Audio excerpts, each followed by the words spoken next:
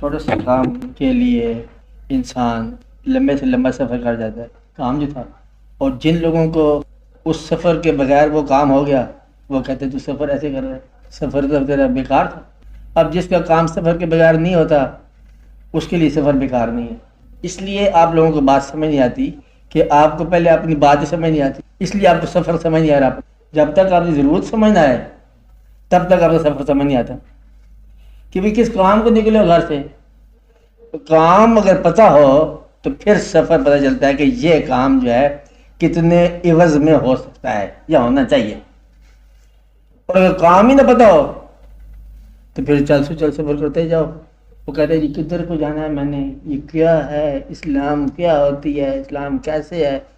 وہ اگر پتہ ہی نہ ہو تمہیں کہ تم اللہ کے دین کو تم نے قبول کیا ہے، تم یہ سمجھتے ہو کہ اسلام تمہیں سرو کرے، خدمت کرے، اسلام یہ چاہتا ہے کہ تم سرو کرو، جھگڑا تو یہاں پر ہو گیا۔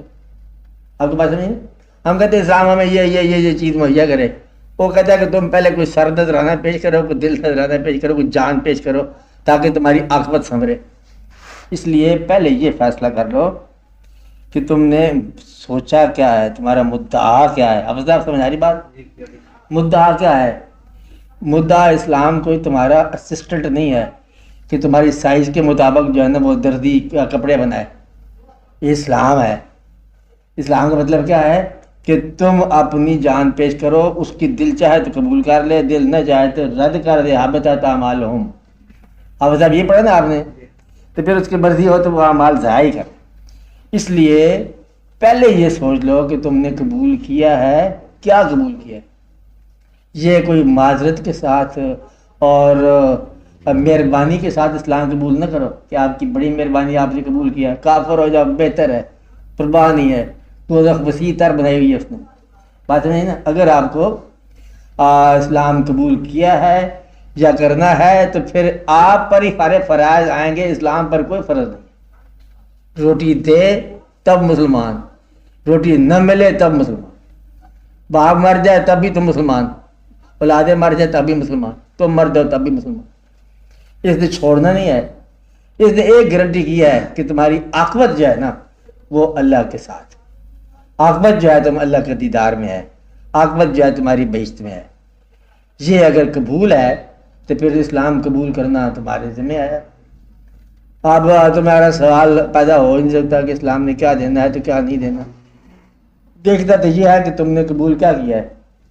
وہ جو سفر کر رہے ہو نا لمبا لاہور جانے والا، دیکھتا تو یہ ہے کہ تم نے کیا قبول کر کے سفر کیا، بس پہ بیٹھ گئے ہو تو جانا کدھر ہے، لیا کیا ہے، کیا کیا ہے۔ آپ بات سمجھ رہے ہو؟ گھر سے جب چلے ہو کیا کرنے چلے ہو، کہ اگر ہنگ کا سودا خریدنا ہے تو ہنگ ہے، جو کستوری ہے تو کستوری ہے۔ سمجھ آ رہی ہے صاحب؟ میرا کہنے سے مقصد ہے کہ پہلے اپنے سفر کا مدعا معلوم کر لو، مقصد معلوم کر لو، پھر اس کے بعد تم دیکھو کہ یہ سفر جو ہے نا کتنا سارا ہے، وسیع ہے، ٹھیک ہے۔ ایک آدمی عمرہ ہی کرنے جا رہا ہے تو عمرے کی کیفیت نہیں ہے تو عمرہ کرنے جا رہا ہے، تو بہتر ہے کہ پیسے غرق کرنے کی بجائے وہ کسی بیوہ کو دے دے، بلکہ کسی نہ بیوہ کو دے دے، ضائع کر دیں تم نے، کیونکہ تیری نیت عمرہ نہیں ہے نا، تیری نیت کچھ اور ہی کہانی ہے۔ اب آپ سمجھ نا، مدعا ہے کہ نیت جو ہے نا پہلے اپنی ٹٹولو، اس سے دیکھو کہ what are your intentions، مدعا کیا ہے، مقاصد کیا ہیں، پھر تم اس میں دیکھو کہ تمہارا سفر کیسا ہے۔ یہ بھی دیکھو کہ اسلام تم نے قبول کیا ہے کہ نہیں کیا۔